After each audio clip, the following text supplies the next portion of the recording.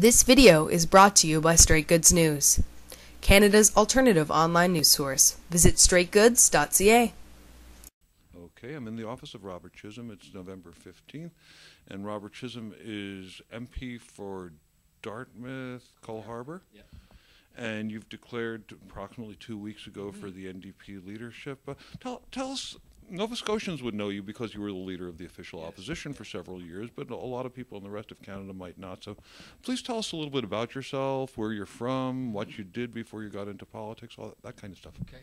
Well, I grew up in rural Nova Scotia in the Annapolis Valley, and to a small business couple, and I've got a couple of degrees.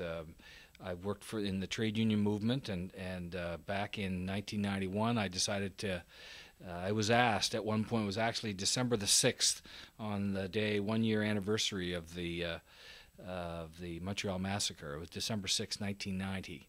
Was asked if I would seek the nomination for a by-election that was coming up, and I didn't say no, which in politics I've come to find out is that's the death knell, right? That's, if you don't say no, that means you're going to do it. So I ran and won. I was one of 3 New Democrats in a 52-seat legislature. In '96, I ran for the leadership. There was 2 of us, and 2 MLAs at that time, and I became leader in early 1996. And in 1998, we went into an election. There was 4 of us by then because we'd won two by-election seats, and we had a big breakthrough. We won 19 seats, tied the governing Liberals, and became the official opposition. Went on, and in 1999 we lost some seats, but we still maintained 30% of the vote. We had 35 in 1998. I stepped down in late '99, looking at a majority Conservative government. Did I want to stay around for another 10 years? No. Give the next leader time to grow into the job. I had a family. I have a daughter. She's now 23. She was 11 then. Wanted to focus my attention on her, and so anyway, I stepped down in the summer of 2000. Didn't reoffer in 2003. Went on back to the trade union movement. Worked as a servicing representative and then a regional director, and then went out on my own and set up a small business with my wife, and working with businesses both in Nova Scotia and across the country on things like group benefits, labor relations, and workplace health and safety. How did you get into the trade union work in the first place? I was actually doing a master's degree here at Carleton University. I was around 29 or 30 or whatever, doing a graduate degree, and married, and got involved. I was involved in the progressive movement here and the trade union movement as an activist, as a volunteer, and then I am working as a member of the executive of the local that I was from, and then got a job with CUPE, Canadian Union of Public Employees, and the rest is history, as they say. Tell us about becoming opposition in Nova Scotia. Nova Scotia didn't have an NDP tradition. It always had it had an ongoing NDP constituency, but it never had much of an NDP caucus. What accounted for the breakthrough? What did you learn from it? Well, I think it was as a result of a lot of work by a lot of New Democrats. I know that when I was part of the 3-person caucus, when Alexa McDonough was the leader, we spent a lot of time just out in the community across the province, the 3 of us, working to build the party, learning about the issues, and when I became leader in 1996, that's exactly what I did. I didn't stop. I went to meetings. I would drive for hours and to go to a meeting in the evening in a church basement with 4 or 5 New Democrats. It didn't matter. The point was getting out and talking to people, making sure that they understood that I felt their issues were important. But that's pretty standard for a politician. What made the breakthrough? but I'm, it's really important, because what it does is it builds some credibility. And I consulted with people in communities, not just New Democrats, but a lot of other people, and I think they increasingly got comfortable with me, realized that I didn't have horns, that I wasn't a bad guy. I was pretty reasonable. And then in 1998.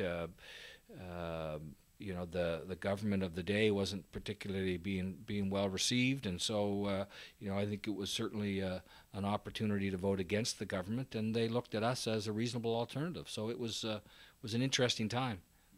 And then 10 years later, Nova Scotia got an NDP government, didn't it? Yeah. What did you learn from watching that from the sidelines? I guess it wasn't just the sidelines, but you weren't an elected politician. You weren't running for office. No. What I learned from that whole process was, just how important it is to be talking about the things that matter to people, in their communities.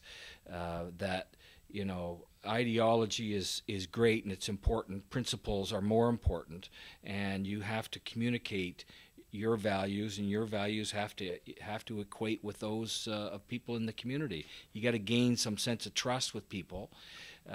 That's what we did. That's what the Darrell Dexter became leader, and he built that credibility. Year after year and election after election, they just kept building strength, and then in 2009 we're successful. It was an exciting time. I was co-chair of the transition committee for that government, and helped them get settled in 2009. It was an exciting time, and they're working. It's a tough time to be government right now. Tough time in Nova Scotia, but boy, I'm glad we have a group under somebody like Darrell Dexter and a great cabinet making the tough decisions. Darrell Dexter defeated a Conservative government. Is there anything we can learn from watching him? From anything you could take from watching him do that you could apply to beating the current federal Conservative government? Yeah. Well, I think a lot of it is being reasonable, being measured, putting forward commitments, putting forward positions that are not to the extreme, being in opposition, but like Jack said, and Jack learned something from what was happening in Nova Scotia, and he said that to me before, and it's not just opposing, but also preparing to put something forward, to propose as well as oppose, and that's what Darrell did very effectively, and that's why I believe that's one of the main reasons why they formed government and why they're continuing to do a good job. He's providing a solid kind of even keel government.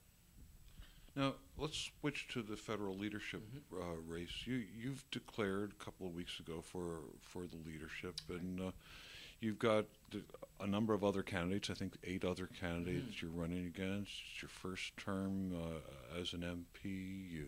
You're working on your French. It's not going to be an easy road to hoe. What do you bring to this unique? What's your unique? What do you bring to this race uniquely? What's different about Robert Chisholm than other candidates? Well, I mean, the key thing is leadership experience. I've been the leader of a party. I've been the leader of the official opposition.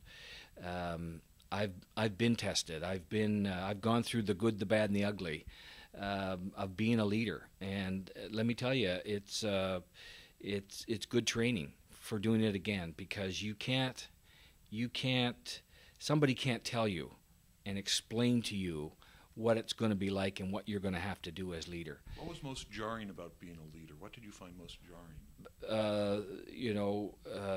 The loneliness of leadership. You talk to any leader, my sense, and I've talked to a few, is that it's the loneliness thing, because the final decision is yours. You're the one that is ultimately responsible. You share the gains, you share the credit, but you accept full responsibility in the end, and and that's just the bottom line. But you can't understand it until you've actually done it. Did you have difficulty as a leader dealing with people who were on your side, your friends who wanted, who you disagreed with? Oh, there's always, when you have vigorous, when you have intelligent, committed, passionate people involved, you're always going to get that kind of exchange. We had a large caucus, not large in relation to this, but large in relation to our house, and large in relation to what we'd ever had in Nova Scotia. 19 people. There were 19 people with a lot of independence and a lot of different opinions, and you had to work hard to make sure they all felt like they were part of the team, that they understood the direction that we were going in, and that they could voice their concerns, and that's what ultimately led to some good decisions. What are the biggest issues for you in this leadership campaign? What will you be emphasizing in the race? Well, as I say, on March the 25th, who's going to be ready? That's what I think is the key question for New Democrats, because we're the official opposition now. We're not a fourth party anymore. We are going to be looked at, and we are being looked at, as the alternative to this Conservative Party. So you need to have a leader who is ready to step in, who knows what it's going to take to, number one, stand up and take on Stephen Harper and the Conservative government, but also build a unified caucus that knows the direction they're going in, and that will build the party. One of the things that I think is really important, and again, I know this from experience, is that we have to build the party. We have to invest resources in our constituencies to not only sign members up, but to create the organizations at the local levels. And that won't just happen. People have to be supported in order to do that. And we have to make sure that not only the caucus members feel that they're part of decision making, but also the party. The party organization is rejuvenated to the point where people feel that they're actually part of this project. Are there ways in which you feel the NDP needs to change or modernize, things it needs to deal with that it hasn't dealt with? Well, listen, I think we've made huge gains in this last election. We have an incredible group of women and men in our caucus now, of all ages, and who bring in all kinds of experiences. And the key is going to be to bring those folks together, to allow for those differing perspectives to be brought together, to come out with a unified position at the end. That's going to be that's going to be key, I think. And then we're a much bigger organization now, and we've got to grow and support the organizations at all levels, in order to be able to move ourselves forward. There's a fair political split in Canada between the regions that vote for Stephen Harper and his Conservatives and the regions that tend not to. And he seems to have a lock on rural areas and a lot of the suburban areas. What's it going to take for the NDP to break through to some of these areas that Harper seems to control now? Well, it's about building bridges. It's about talking about our values and going out and talking with Canadians about their values, and listening, doing a lot of listening, and building bridges. What I think we've seen, what troubles me so much about Stephen Harper's government is how they tend to create divisions, whether it's on the gun registry, whether it's on language, whether it's pitting one region against the other. And what we need to do to build a unified country is we need to find the things that we have in common. We have a lot in common. Unemployment, the need for health care, our desire to have clean air, clean water, that have sustainable development. Those are things that we have in common, and we need to work to build those bridges, to make sure that we focus on what we have in common rather than what divides us. Finally, on the campaign itself, how are you as a newcomer to the caucus, newcomer to Ottawa, going to build the network of organizers, activists, and also the financing necessary to be a successful leadership candidate?